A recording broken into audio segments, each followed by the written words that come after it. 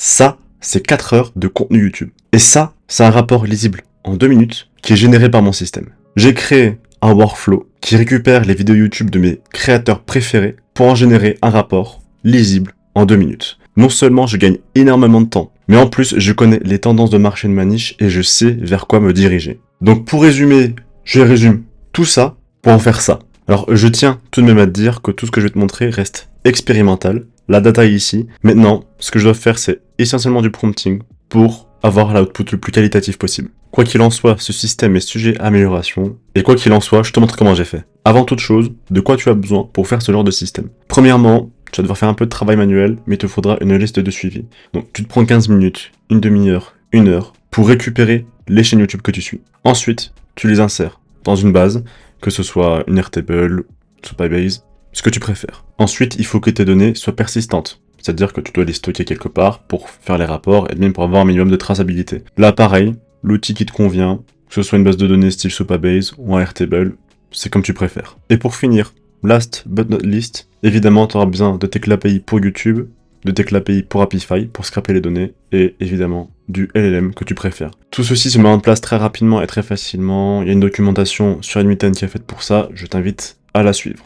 Et j'oublie aussi, mais pour recevoir le rapport, tu auras besoin aussi d'une messagerie instantanée. Moi, j'utilise Telegram, pareil, très simple à mettre en place. Tu peux voir la documentation sur Admiten également. Entrons dans le vif du sujet, je t'explique comment fonctionne ce workflow. Concrètement, ce workflow fonctionne en 3 phases. La phase récolte de données, la phase analyse de données, la phase synthèse. La récolte de données, très simple, c'est l'endroit où je vais récupérer tout ce qui concerne la chaîne YouTube et la vidéo à analyser. Dans un premier temps, je récupère ce que j'appelle affectueusement les compétiteurs, mais ce sont les chaînes YouTube. Je récupère les chaînes que je suis. Donc, concrètement, ici, j'ai ma table dans Supabase, Competitors. Alors ne sois pas intimidé par l'interface Supabase. Airtable, c'est à peu de choses près pareil, surtout au niveau des headers et des données. Voilà. Retiens juste que ici, je conserve les channel ID des YouTubeurs et les noms de leurs chaînes. Je récupère les chaînes YouTube et je récupère leurs vidéos. Donc j'utilise pour cela le nœud YouTube. N'oublie pas de paramétrer tes identifiants. Je récupère plusieurs vidéos sur un channel ID spécifique étant le channel ID de la chaîne YouTube.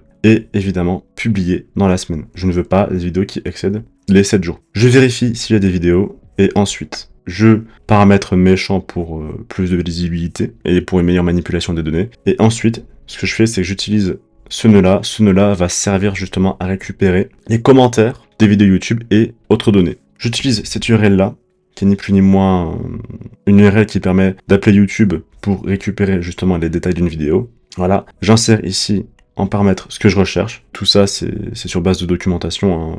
En faisant mes recherches, hein, j'ai vu un petit peu ce qui était possible de faire avec cette URL ici. Donc comme je le dis, ce nœud permet de récupérer les commentaires. Et là, important, j'appelle Apify, qui est une librairie d'acteurs. Acteurs étant, disons-le, un moyen de scraper une plateforme spécifique, notamment YouTube. Et ici, j'appelle en l'occurrence un acteur qui s'appelle YouTube Transcript Scrapper. Et ça me permet justement de récupérer les transcripts des vidéos. Je l'appelle une première fois, et la deuxième fois, une fois que les tâches ont été terminées, je l'appelle une deuxième fois pour récupérer chaque transcript. Ici, j'agrège les textes, bon, c'est pas très important. Et surtout, j'agrège toutes les données que j'ai reçues pour ensuite les envoyer à une IA. Et cette IA, c'est l'IA qui va me permettre de faire une analyse sentimentale de chaque vidéo. Qu'est-ce que j'entends par là? Donc, comme je l'ai dit, ça c'est un des nœuds centraux du workflow, l'analyse sentimentale de la vidéo. Donc, ici, je mets tout le contexte, donc toutes les données que j'ai agrégées de la vidéo. Et ici, ce sont les instructions. Alors, tu peux mettre sur pause hein, si tu as envie de lire, voilà, je scrolle un petit peu pour que tu puisses lire le prompt si ça t'intéresse. Mais concrètement,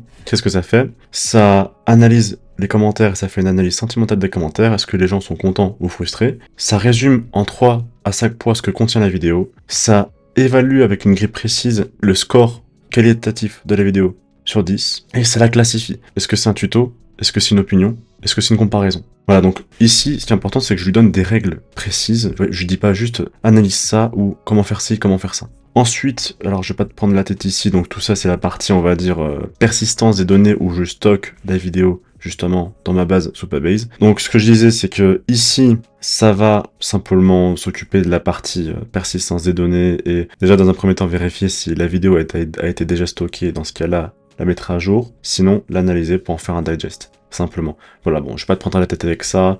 Tu peux faire la même chose avec Airtable également. Donc, je vérifie si la vidéo existe, je la conserve. Sinon, je la conserve pas et je continue l'analyse. simplement. Mais c'est une partie qui va être assez améliorée aussi, parce que même moi je la vois, elle est assez lisible, je dois l'admettre. Donc, une fois l'analyse faite, j'agrège toutes les données du résultat de l'analyse et je passe à la partie synthèse. Ici, 2 nœuds sont très importants. Le premier étant évidemment ce nœud ici. Donc, une fois que toutes les vidéos sont analysées, ce deuxième prompt prend du recul et il voit tout ce qui s'est passé cette semaine. Donc là, toutes les vidéos sont agrégées. Maintenant, faut analyser tout ça. Encore une fois, je vais légèrement scroller le prompt. Si t'es intéressé, tu peux mettre pause pour le lire. Donc, qu'est-ce que je lui demande ici? Je lui demande les sujets qui lui reviennent le plus, je lui demande les meilleures vidéos de la semaine, le sentiment du marché, est-ce que la communauté est de manière générale, ou est-ce que le marché est de manière générale plutôt optimiste ou pessimiste, et est-ce qu'il y a des gaps de contenu, est-ce qu'il y a des sujets que personne ne couvre actuellement. Donc ça, encore une fois, c'est un truc à améliorer parce que bon, là, on va être honnête, le gap, il est, on va dire, déterminé de manière assez probabiliste par l'IA, sans aucun support, sans aucun fait.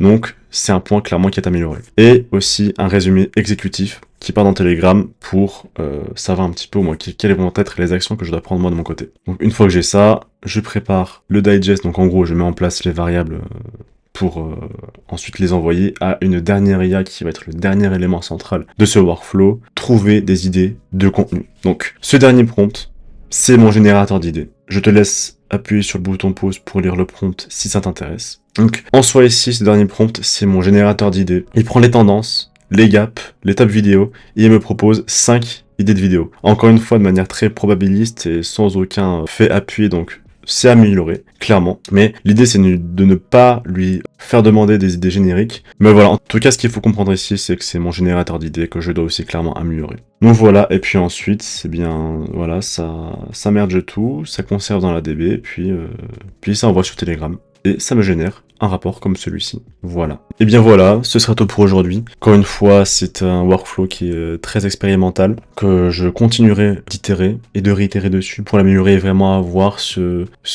workflow de veille YouTube ultime qui pourrait franchement m'aider et me faire un gain de temps énorme. En tout cas, si la vidéo t'a plu ou si t'as des suggestions d'amélioration, n'hésite pas à commenter, n'hésite pas par la même occasion à liker, à t'abonner. Et si toi de ton côté tu souhaites mettre en place également des automatisations, eh bien je peux t'aider à faire ça. Prends un appel de découverte via le lien Calendly en description et nous pourrions très bien discuter de ton automatisation et voir un petit peu ce qui te conviendrait le mieux. Et sur ce, je te dis à la prochaine.